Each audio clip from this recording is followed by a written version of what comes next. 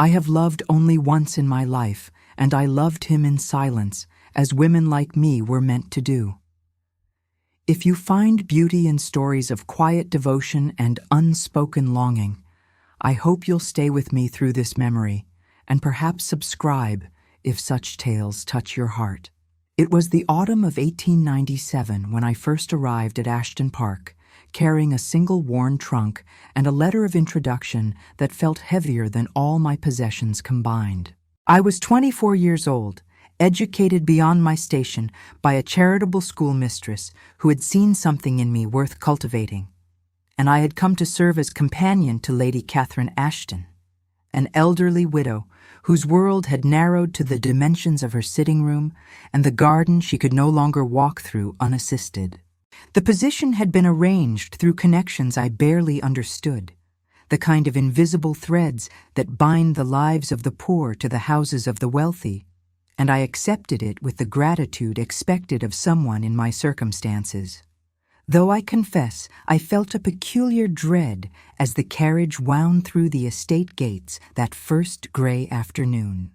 The house itself was a testament to restraint rather than ostentation, built of pale stone that seemed to absorb the weak English sunlight, surrounded by ancient oaks whose branches scraped against the upper windows when the wind rose.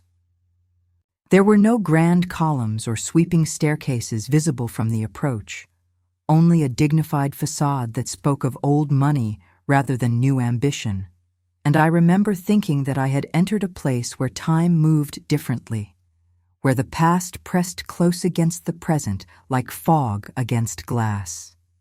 Mrs.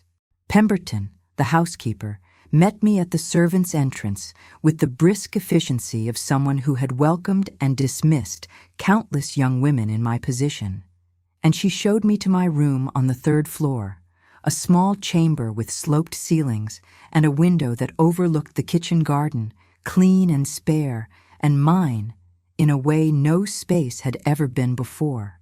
Lady Catherine received me in her sitting room the following morning, a woman of perhaps 70 years whose beauty had settled into her bones rather than fading, leaving her with the kind of face that revealed character more than youth.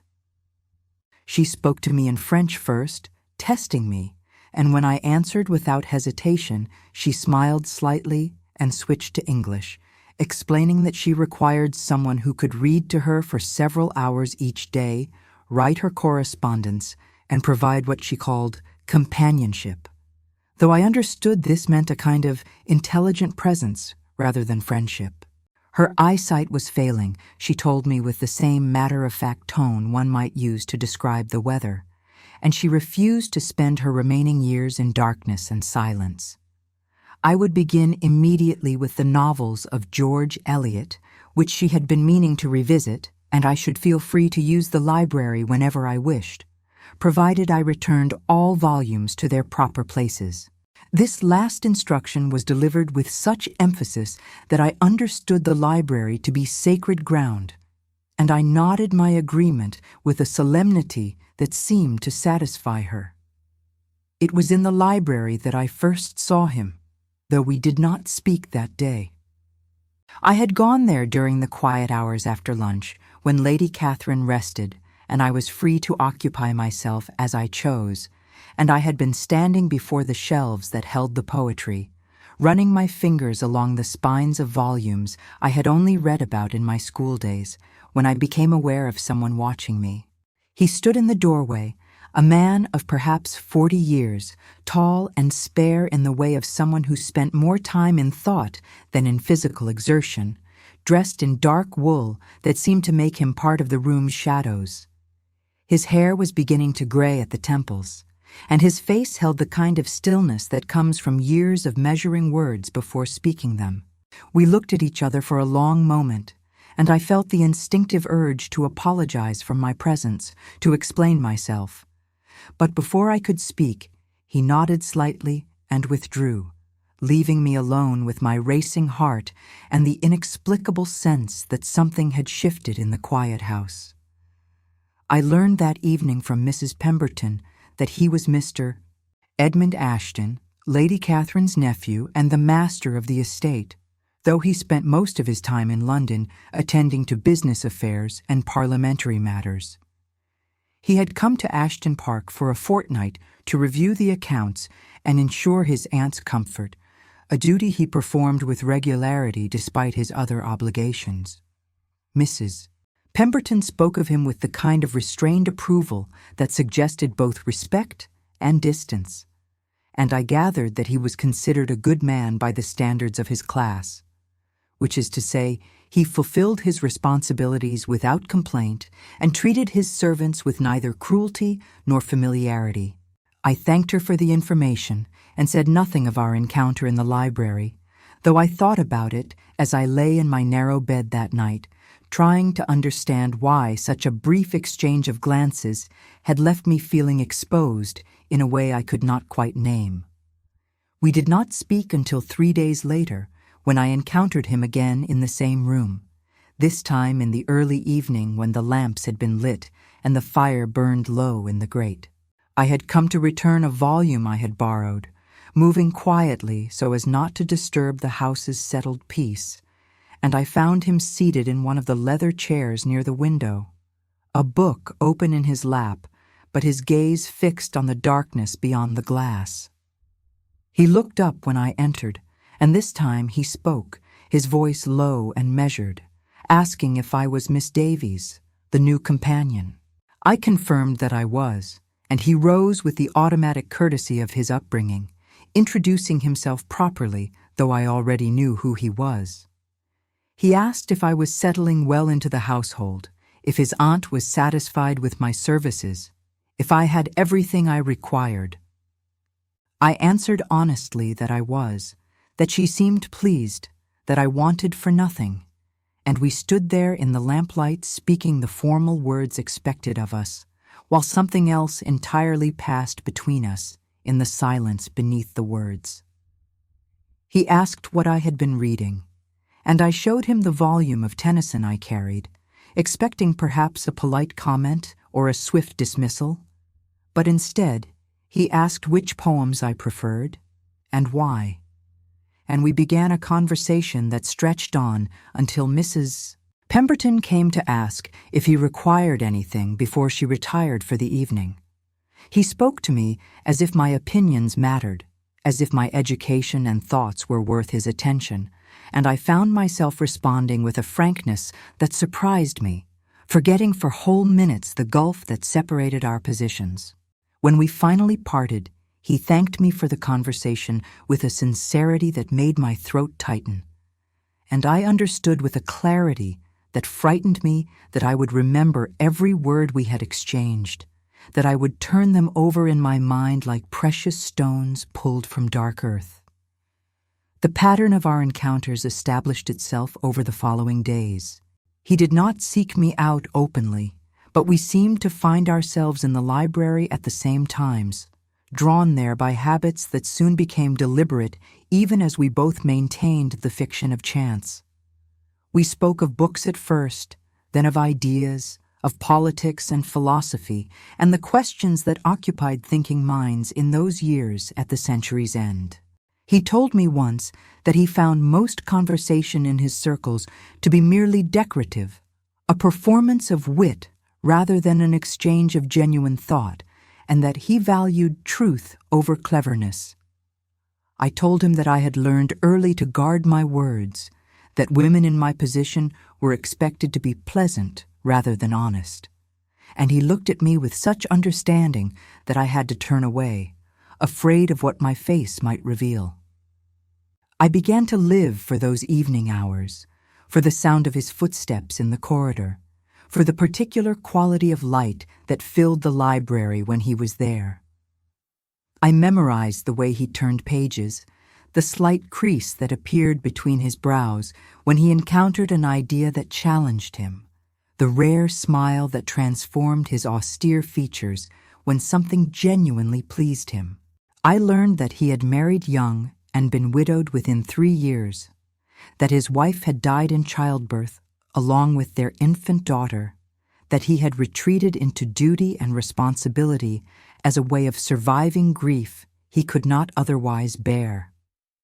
He told me this one evening when we were discussing a poem about loss, and his voice remained steady even as his hands tightened on the book he held. And I understood that he was a man who had learned to contain sorrow the way others contained breath, necessarily and without thought of release. I told him things I had told no one else, about my childhood in a cramped cottage where my father's drinking had cast long shadows, about my mother's determination to see me educated despite every obstacle, about the loneliness of being caught between worlds, too refined for my origins and too poor for any other place.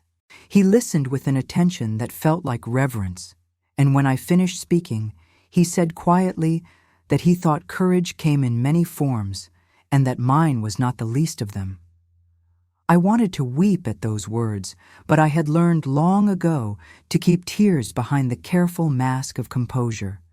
So I merely thanked him and changed the subject to something safer, though the warmth of his regard stayed with me like embers banked against winter cold. Lady Catherine noticed the change in me, I think, though she said nothing directly. She began to keep me later in the evenings, requesting that I read longer passages or engage in extended conversations about the books we shared, and I wondered if she was protecting me from something or testing me in some way I did not yet understand. She spoke of her nephew one afternoon with a kind of careful observation, mentioning that he seemed less burdened during this visit, that she had heard him laugh once, a sound rare enough to be remarkable. I kept my eyes on my needlework and murmured something non-committal, but my heart beat faster with the knowledge that she was watching, that nothing in this house escaped her diminished sight. The fortnight of his intended stay stretched to 3 weeks, then 4, and I allowed myself to believe that perhaps he remained for reasons that had nothing to do with estate business. We had developed a kind of unspoken understanding, a way of communicating through the smallest gestures. A glance held a moment longer than necessary, a hand almost touching mine as we reached for the same volume, words chosen with such precision that their subtext rang louder than their surface meaning. I knew I was playing with fire, that I was allowing myself to feel things that could only lead to pain, but I could not stop myself any more than I could stop breathing. I told myself that we were only friends, that intellectual companionship harmed no one, that I was grateful for the stimulation his presence brought to my quiet existence. But I knew I was lying to myself with every rationalization. The evening everything changed began, like all the others, with the two of us alone in the library while the rest of the house settled into sleep. We had been discussing a passage from Middlemarch about the nature of marriage and compromise, and the conversation had taken on a personal edge that made the air between us feel charged with something dangerous. He set down his book suddenly and looked at me with such intensity that I could not look away, and he said my name, just my Christian name spoken quietly in the firelight, and I felt the world narrow to the space between us.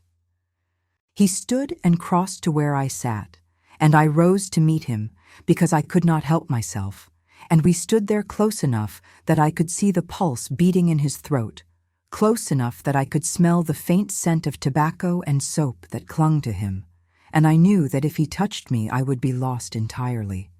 But he did not touch me. Instead, he stepped back, and I saw the effort it cost him in the way his hands clenched at his sides, in the muscle that jumped in his jaw. He said, very quietly, that he needed to apologize, that he had been selfish in seeking out my company so often, that he had not been fair to me. I understood immediately what he meant, what he was not saying, and I felt something break open inside me even as I kept my face composed. I told him there was nothing to apologize for, that I valued our conversations, that I hoped we might continue to be friends. The word friends hung in the air between us like a small death, and we both knew it was a lie, but it was the lie we needed to maintain the careful fiction that allowed us to remain in the same house, breathing the same air, existing in proximity without destroying everything. He left for London the next morning, departing earlier than planned, with only a brief farewell to his aunt and no private goodbye for me. I stood at my window and watched his carriage disappear down the tree-lined drive, and I finally allowed myself to cry, pressing my face into my pillow so that no one would hear the sound of my grief. I understood then what I had been too foolish or too hopeful to acknowledge before, that I had fallen in love with a man I could never have, that I had given my heart to someone whose world and mine could never truly meet, that the very qualities I admired in him, his honor and sense of duty and respect for social order, were the same qualities that made any future between us impossible.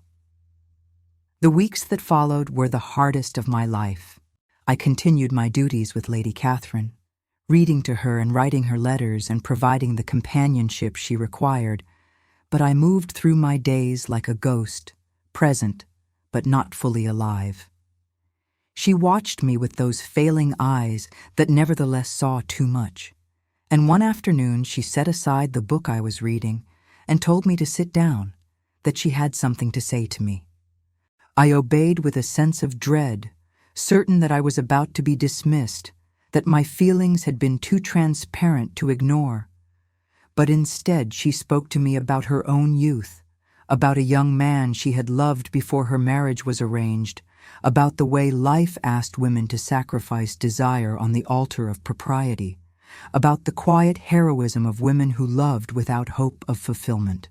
She did not mention her nephew by name, but we both understood what she was really discussing, and when she finished speaking, she took my hand in her papery one and said that some loves were more precious for remaining unspoken, that the truest devotion often manifested in letting go rather than grasping.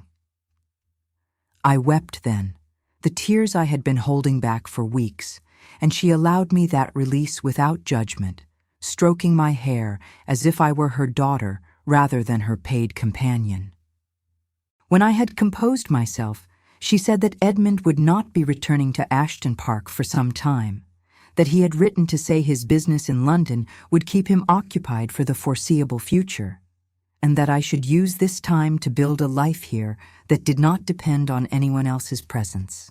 I understood that she was being kind in her way, that she was trying to protect both of us from a situation that could only end in scandal or sorrow, and I was grateful even as my heart ached with the knowledge that I would not see him again for months. He stayed away through the winter and into the spring, though Lady Catherine received regular letters from him that she sometimes asked me to read aloud. His words were formal, filled with news of Parliament and social engagements and business concerns, but occasionally there would be a phrase that seemed directed at me, a reference to a book we had discussed or an idea we had debated, and I would stumble over the words as emotion constricted my throat. Once he sent a volume of poetry to his aunt, a collection by a contemporary poet we had both admired, and when I opened it, I found a small card tucked inside with a single line in his handwriting that said simply, "For one who understands." There was no signature, no explanation, but I knew it was meant for me, and I kept that card pressed between the pages of my own journal where no one would find it. I tried to follow Lady Catherine's advice, to build a life independent of hope or longing.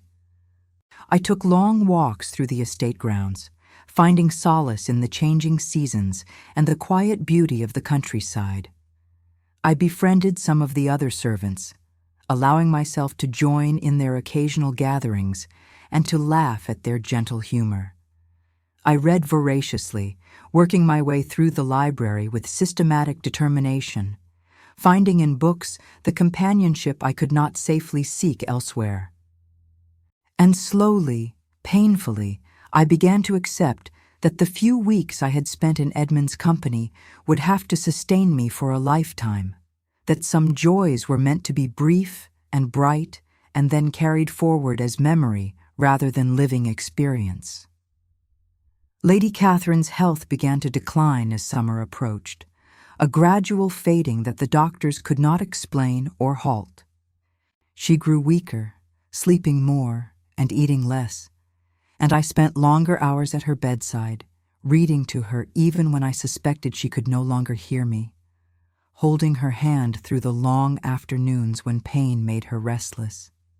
She had become dear to me in ways I had not expected, this aristocratic woman who had shown me unexpected kindness and understanding, and I grieved as I watched her slip away from the world. One evening in late June, when the light lasted long past dinner and the roses bloomed heavy in the garden below her window, she asked me to write to Edmund, to tell him that he should come home because she did not have much time left.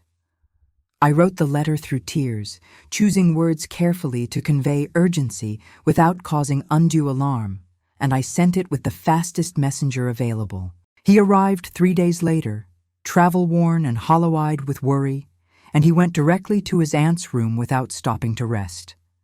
I remained outside in the corridor, understanding that this was a private farewell, but later that evening he came to find me in the library where I sat pretending to read. He looked older than I remembered, marked by the months we had spent apart. And when our eyes met, I saw in his face the same longing and restraint that I felt in my own heart. He thanked me for caring for his aunt, for summoning him in time, for being present through her final days. I told him it had been my privilege, that I cared for her deeply, and he nodded as if he understood all the things I was not saying. We stood there in the failing light, two people who loved each other and could not speak that love aloud, and the silence between us was full of everything we would never say. Lady Catherine died 2 days later, peacefully in her sleep with both of us sitting vigil beside her bed. The funeral was a small affair, befitting her wishes, attended by a handful of elderly friends and distant relations who came more out of duty than grief. I stood at the back of the church during the service, watching Edmund accept condolences with the same measured dignity he brought to everything, and I knew that this was the beginning of the end, that with Lady Catherine gone, my position at Ashton Park could not continue. The estate would need to be closed or let, Edmund would return to his life in London, and I would need to find another situation, another house where I could earn my living while remaining invisible. But the days after the funeral passed and no one mentioned my departure, and I continued my routines in a kind of suspended uncertainty, not knowing what the future held. Edmund remained at the house, attending to his aunt's affairs and making decisions about the property, and sometimes in the evenings I would find him in the library, surrounded by papers and looking exhausted. We did not speak much during those days, but occasionally he would look up when I entered to return a book, and our eyes would meet, and I would feel the weight of all our unspoken words pressing against the careful boundaries we maintained. It was nearly a month after the funeral when he finally asked to speak with me privately. I came to the study he had been using, my hands trembling slightly though I kept them hidden in the folds of my skirt, and I sat in the chair he indicated with my back straight and my face composed. He told me that he had decided to keep Ashton Park rather than sell it, that he intended to spend more time here away from London, that the house needed a caretaker of sorts, someone to oversee the small staff and ensure everything was maintained properly. He said that if I were willing, he would like me to take on that role, that the position would come with increased wages and greater responsibility, that I would have my own sitting room and autonomy in managing the household. He delivered this information in the same measured tone he might use to discuss business arrangements, never meeting my eyes, and I understood what he was really offering, what he could not say directly. I should have refused. I should have recognized the danger in accepting a position that would keep me in his orbit, that would ensure we continued to see each other regularly, that would make me dependent on his goodwill and presence.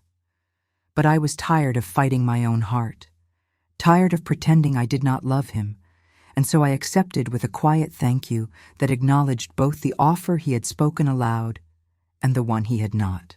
He looked at me then, really looked at me, and I saw relief and something like despair in his expression. And I knew he understood that we had both made a choice that would bring us closer while ensuring we remained forever apart. The years that followed established a pattern that became the rhythm of my life. Edmund divided his time between London and Ashton Park, spending several months each year at the estate while attending to his parliamentary duties and social obligations in the city. When he was in residence, we fell into our old habit of meeting in the library, of conversations that ranged across every subject except the one that mattered most, of a friendship that was deeper and more intimate than many marriages yet remained bounded by the strict limits of propriety. We never touched beyond the accidental brush of hands, never spoke of love or desire, never acknowledged openly what we both knew to be true.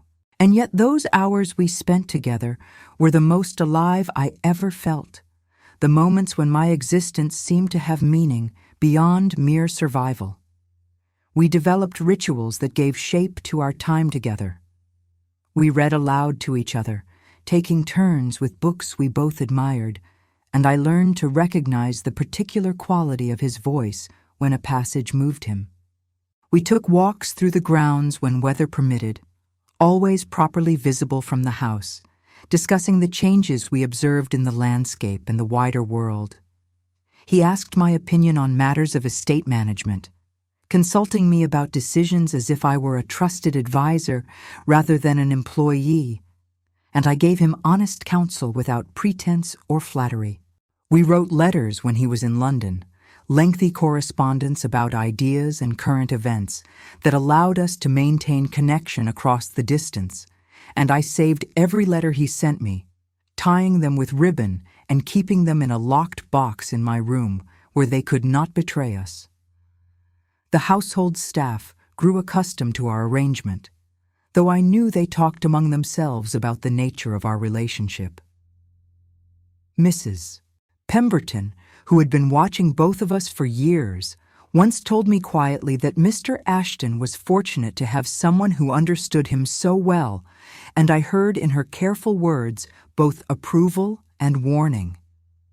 I remained scrupulous in my behavior, never giving cause for scandal, maintaining appropriate distance in all outward interactions, and I believe this discretion protected us both from the worst kind of gossip. But I knew that people wondered, that they speculated about what happened in those evening hours we spent together, and I carried that awareness like a small shame, even though we had done nothing wrong beyond feeling what we were not permitted to feel. There were moments when I thought he might break through the restraint we had built together, when I saw in his expression a longing so intense it made my breath catch. Once, during a particularly difficult winter when he had been ill with fever and I had sat by his bedside through the worst of it, he took my hand as the fever broke and whispered my name with such tenderness that I nearly wept. But when he recovered, he never mentioned it, and we returned to our careful dance of proximity and distance. Another time, we were caught in a sudden rainstorm during one of our walks and took shelter in the old summer house, and we stood there dripping and laughing at the absurdity of being trapped by weather, and the laughter faded into a silence so charged with possibility that I thought surely something must give way. But he stepped back.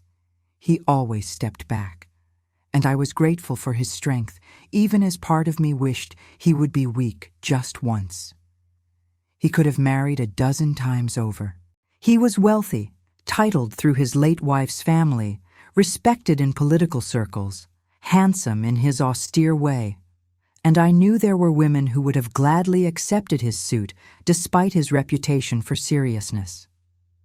Sometimes when he returned from London, he would mention in passing some social event he had attended, some lady he had been seated next to at dinner, and I would feel a sharp pain beneath my ribs that I recognized as jealousy, even though I had no right to such feelings. But he never spoke of marriage, never suggested he was considering taking a wife, and I understood that his heart was as bound as mine, that we had both chosen a kind of fidelity to something that could never be consummated or acknowledged. The years passed with a strange mixture of contentment and sorrow. I was nearly 30 when I realized that I had been at Ashton Park longer than I had lived anywhere else, that this house had become my home in a way no other place had been. I had my routines, my responsibilities, my small comforts, and I had Edmund's companionship for those months each year when he was in residence. It was not the life I had imagined as a girl, not the romantic story I might have dreamed of, but it was mine, and there were many people who had far less. I tried to cultivate gratitude for what I had, rather than yearning for what I could not have. Though some nights I lay awake in my narrow bed and allowed myself to imagine a different world, a different set of circumstances, where I might have been his wife rather than his employee, his partner openly rather than his secret solace. I watched him age, the gray spreading through his dark hair, the lines deepening around his eyes, the slight stoop that came to his shoulders from too many hours bent over papers and books. He wore his responsibilities like a weight he could never set down, and I wished I could ease that burden, take some part of it onto my own shoulders, but I could only offer what I had always offered, my attention and understanding and the careful gift of my presence. He told me once, late one evening when we had both had perhaps more wine than was wise, that I was the truest friend he had ever known, that I saw him more clearly than anyone else in his life, and that he did not know how he would have endured these years without me. I wanted to tell him that I loved him, that I had loved him from the first time we spoke in the library, that I would love him until I died, but instead I said only that I was glad to have been of service, and I saw him flinch at the word service as if I had struck him. We had one perfect day, a single afternoon that I carry with me, still like a talisman against darkness. It was early autumn, the kind of golden day that seems to exist outside of time, and Edmund suggested we take a longer walk than usual, out to the far edge of the estate, where an old stone bridge crossed a stream. We walked in companionable silence, and when we reached the bridge, we stood watching the water flow beneath us, and he began to speak about his dreams when he was young, the things he had hoped to do before duty and grief had claimed him. He had wanted to travel, he said, to see Rome and Athens and all the places he had only read about in books. He had wanted to write, to pursue ideas for their own sake rather than for political advantage. He had wanted a family, children who might carry forward something good into the world. His voice was full of a sadness I rarely heard from him, and I understood that he was letting me see the cost of the life he had chosen, the sacrifices made in service to honor and responsibility. I told him then about my own lost dreams, about the girl I had been who believed education might open doors that remained forever closed to someone of my class, about my hope that I might make some mark on the world beyond simple survival. We stood there confessing our disappointments to each other, and it was the most honest conversation we had ever had, the closest we came to speaking the central truth of our existence. When the sun began to sink toward the horizon, painting the sky in shades of amber and rose, he turned to me and said quietly that if he could have chosen differently, if the world were other than it was, he would have wanted to spend his life exactly like this, walking beside me and talking about everything and nothing. I understood this was as close as he would ever come to a declaration of love, and I treasured those words more than any conventional vow. We walked back to the house in the gathering dusk, and something had shifted between us, some final acknowledgement that we had said everything we could say without breaking the careful structure that protected us both. From that day forward, there was a new quality to our time together, a peaceful sadness that came from accepting what we were to each other and what we could never be. We had chosen our path, or perhaps it had chosen us, and we would walk it together as far as we could without causing scandal or pain to ourselves or others. But time, which had seemed so generous with our quiet happiness, began to betray us in small ways. Edmund's health, never robust, grew more fragile. He suffered from persistent headaches and occasional episodes of dizziness that the doctors attributed to overwork and strain. I begged him to rest more, to delegate some of his responsibilities, but he was not a man who knew how to be idle. I began to worry about him in a way that felt different from the usual tender concern I carried, a deeper fear that he would be taken from me before I was ready to let him go, though I knew I would never truly be ready. The beginning of the end came in the spring of 1910, when Edmund collapsed in the library one evening while we were discussing a new book on political theory. I was there when it happened, saw him press his hand to his temple and say my name in a tone of confusion before his legs gave way beneath him. I managed to break his fall partially, and I held him as I called for help, feeling the terrible fragility of his body against mine. The first time we had ever truly embraced, even in the extremity of crisis. The doctor who came from the village was grave-faced after his examination, speaking of apoplexy and damaged blood vessels and uncertain prognosis. Edmund was confined to bed for weeks, drifting in and out of consciousness, and I sat vigil beside him as I had once sat beside his aunt, reading aloud, even when I did not know if he could hear me.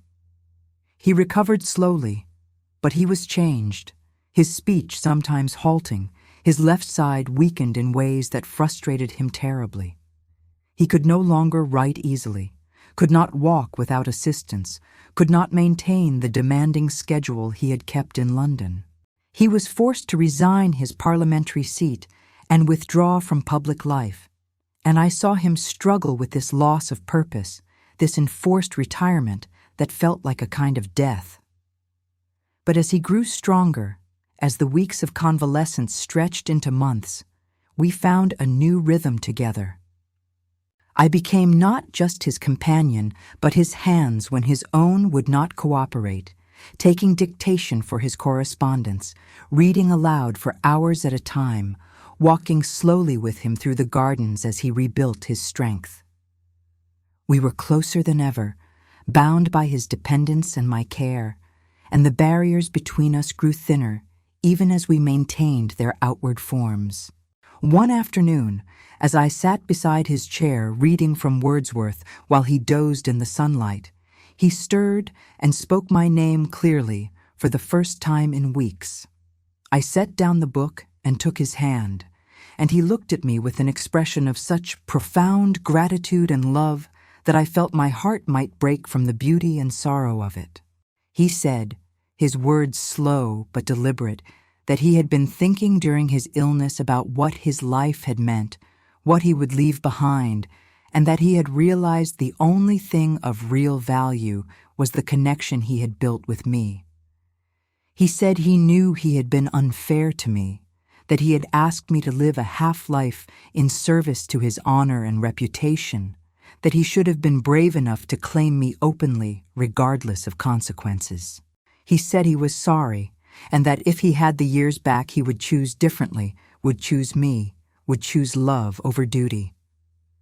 I wept then, the tears falling freely as I had not allowed them to fall in all the years we had known each other. I told him there was nothing to forgive, that I had made my own choices with clear eyes, that I did not regret a single moment we had spent together. I told him that I had loved him from the beginning, that I loved him still, that I would love him until my last breath, and that this love was not diminished by remaining unspoken all these years, but rather made more precious. I told him that loving him quietly had been my choice and my gift, that it had given my life meaning in ways nothing else could have done, and that I would not change our story even if I could. He held my hand with what strength he had, and we sat there together as the sun moved across the room, two people who had finally spoken the truth to each other, even though it changed nothing about our circumstances. He lived for another year after that confession, growing gradually weaker despite the doctor's best efforts and my devoted care. We spent those final months in a kind of peace we had never known before, the peace that comes from honesty and acceptance. We spoke freely now about our love, acknowledging it in our private hours together while maintaining the necessary fictions for the world beyond his rooms. I told him stories from my childhood I had never shared, and he spoke to me about his first wife, about his daughter who had lived only minutes, about the grief he had carried in silence for so long. We were completely known to each other in those last seasons, and I understood that this, finally, was what marriage should be, this complete mutual understanding and acceptance, even though we had never stood before an altar or spoken vows. He died on a quiet morning in March, slipping away so peacefully I almost did not realize he had gone. I was sitting beside his bed reading aloud from his favorite passage of Paradise Lost, and when I looked up to gauge his reaction, I saw that he had stopped breathing, that his face had settled into an expression of such tranquility that I knew he had gone without pain or fear. I held his cooling hand and finished the passage because it seemed important to complete what I had started, and then I bent and kissed his forehead, the first and only time my lips ever touched him, and I whispered that I loved him and would carry him in my heart until we met again beyond the reach of class and circumstance and all the things that had kept us apart. The funeral was grander than Lady Catherine's had been, befitting his station and accomplishments. People came from London and all over the country to pay their respects, and I stood again at the back of the church, anonymous among the servants, watching strangers praise a man they had never truly known. His will revealed that he had left me a small annuity, enough to live comfortably without needing to seek another position, and the right to remain at Ashton Park for as long as I wished. There was also a sealed letter for me, delivered by his solicitor, and when I opened it alone in my room, I found words that I will not share here because they are mine alone, a final gift of love expressed in his careful handwriting. The last thing he wrote before the weakness in his hands made writing impossible. I am old now, past 60, and I have lived at Ashton Park for more than 30 years. The house is quieter than it was, maintained by a smaller staff, visited occasionally by distant relations who have inherited the estate but prefer their lives elsewhere. I spend my days reading and walking and tending the gardens Edmund loved, and I am content in ways I never expected to be.